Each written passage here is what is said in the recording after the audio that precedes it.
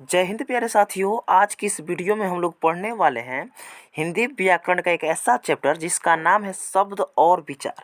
ये बहुत ही important topic है दोस्तों। इसके अंदर से आपके बोर्ड एग्जाम में हर एक साल प्रश्न पूछे जाते हैं। अगर आप भी क्लास 10th या 12th के विद्यार्थी हैं तो इस वीडियो को जरूर देखिएगा, क्योंकि इसके अंदर से आपके बोर्ड एग्जाम में 2 से 4 नंबर के प्रश्न रहते हैं 2-4 नंबर प्रश्न पूछे ही जाएंगे। तो चलिए दोस्तों, पहला नंबर प्रश्न को देखते हैं। दोस्तों पहला नंबर प्रश्न है, सर्वप्रथम भाषा का प्रयोग किस रूप में हुआ। सर्वप्रथम यानी सबसे पहले भाषा का प्रयोग किस रूप में हुआ। ऑप्शन ए में है सांकेतिक, ऑप्शन बी में है मौखिक, और ऑप्शन सी में लिखित, ऑप्शन डी में है इनमें से कोई नहीं। देखिए, सर्वप्रथम भाषा का जो प्रयोग हुआ ना सांकेतिक रूप में हुआ। सांकेतिक का मतलब क्या होता है, इशारा इशारा में बात करना। मौखिक का मतलब क्या होता है, बोल चाल कर एक दूसरे से बात करना। और ऑप्शन सी में लिखित, लिखित का मतलब लिख कर बात करना। तो दोस्तों सर्वप्रथम भाषा का जो प्रयोग हुआ ना सांकेतिक रूप में हुआ, यानी इशारा इशारा में बात हुआ। इसलिए आपका ऑप्शन ए बिल्कुल सही हो जाएगा, सांकेतिक। चलिए आगे बढ़ते हैं दोस्तों। यहाँ पर दूसरा नंबर प्रश्न है, किसी क्षेत्र विशेष में बोली जाने वाली भाषा को क्या कहते हैं। किसी क्षेत्र विशेष में बोली जाने वाली भाषा को क्या कहते हैं दोस्तों। ऑप्शन ए में राष्ट्रभाषा, ऑप्शन बी में राजभाषा, ऑप्शन सी में है बोली, और ऑप्शन डी में है परिनिष्ठ भाषा।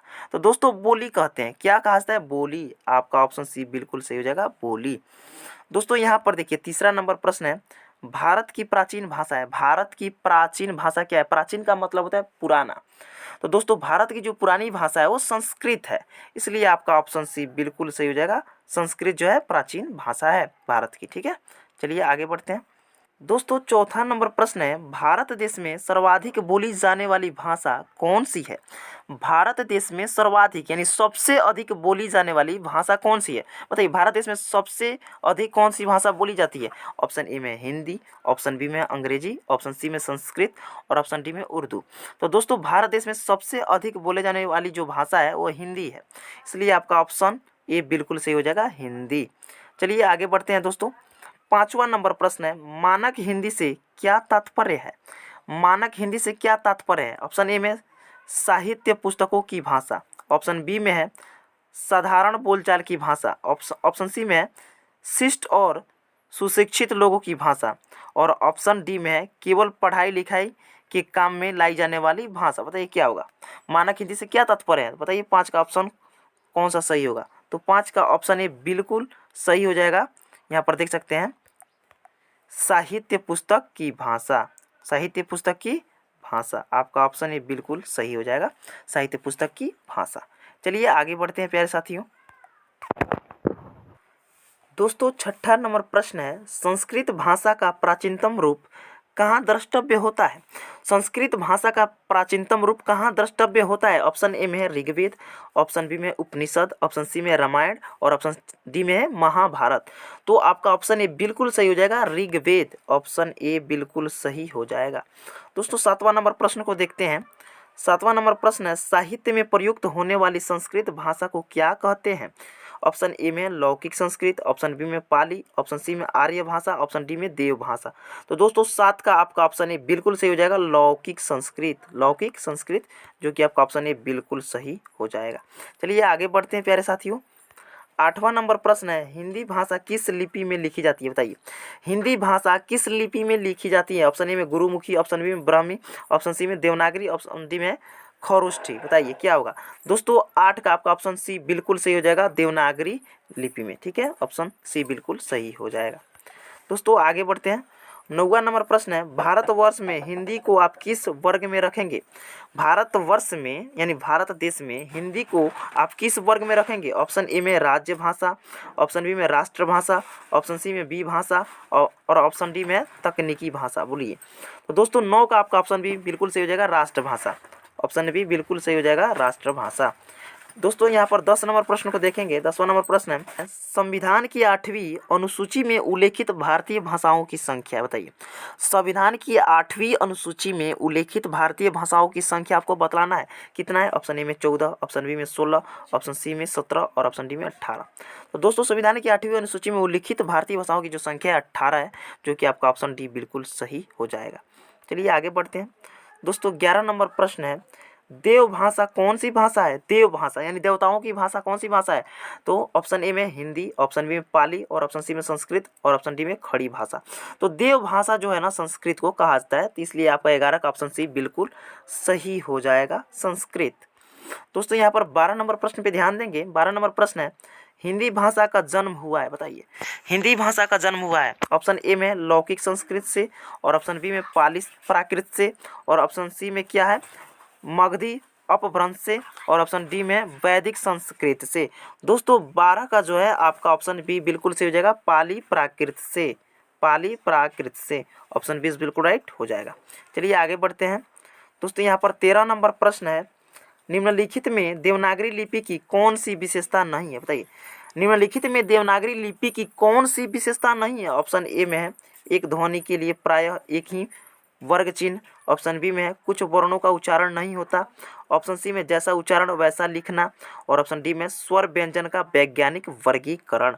तो दोस्तों 13 का जो है आपका ऑप्शन बी बिल्कुल सही हो जाएगा, कुछ वर्णों का उच्चारण नहीं होना। ऑप्शन बी बिल्कुल सही हो जाएगा। चलिए आगे बढ़ते हैं। दोस्तों यहाँ पर 14 नंबर प्रश्न पे ध्यान देंगे।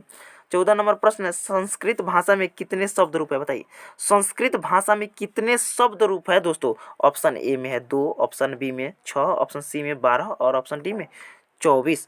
तो दोस्तों 14 का जो है आपका ऑप्शन डी बिल्कुल सही हो जाएगा, 24 आपका ऑप्शन बी बिल्कुल ऑप्शन डी बिल्कुल सही हो जाएगा। दोस्तों यहाँ पर ध्यान देंगे 15 नंबर पे प्रश्न पे, हिंदी कौन सी भाषा का शब्द है, बताइए हिंदी कौन सी भाषा का शब्द है। जो हम लोग हिंदी लिखते हैं, आखिर में जो हिंदी शब्द लाया गया किस भाषा से लाया गया। ऑप्शन ए में संस्कृत, ऑप्शन बी में फारसी, ऑप्शन सी में उर्दू और ऑप्शन डी में प्राकृत।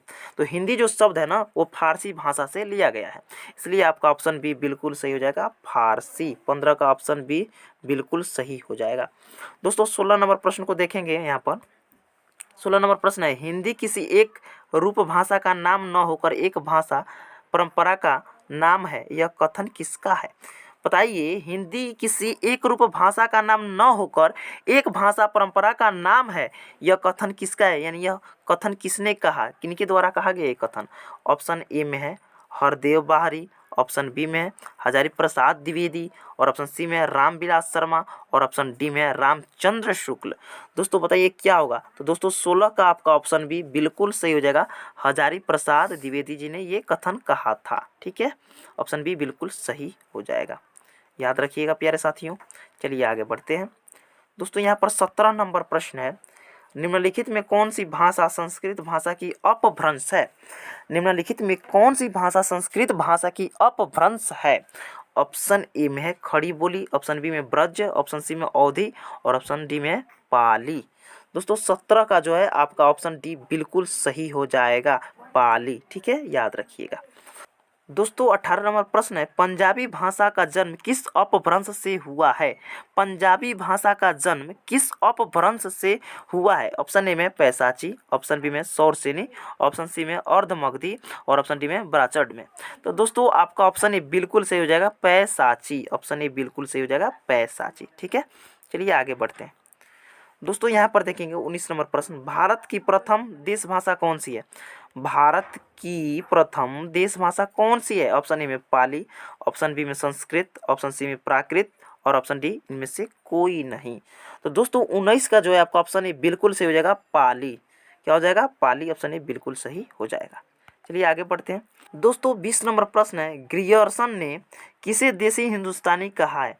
ग्रियर्सन ने किसे देसी हिंदुस्तानी कहा है। ऑप्शन ए में खड़ी बोली, ऑप्शन बी में दक्षिणी हिंदी और ऑप्शन सी में अवधी और ऑप्शन डी इनमें से कोई नहीं।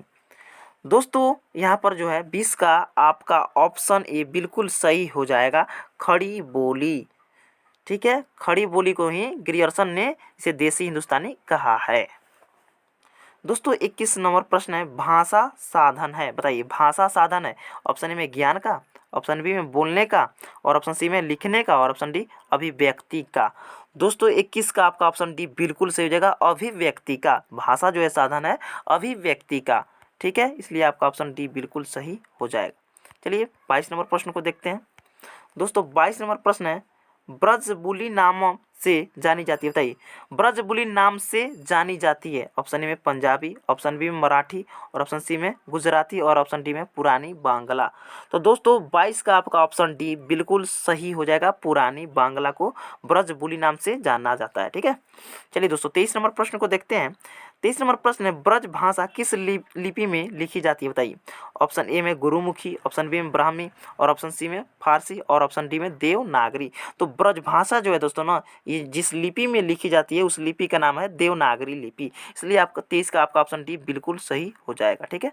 23 का आपका ऑप्शन डी बिल्कुल सही हो जाएगा। दोस्तों आज का लास्ट नंबर प्रश्न 24 नंबर प्रश्न को देखते हैं। यदि आप लोग अभी तक वीडियो को लाइक नहीं किए हैं तो वीडियो को लाइक कर दीजिए। दोस्तों देखते हैं 24 नंबर प्रश्न को।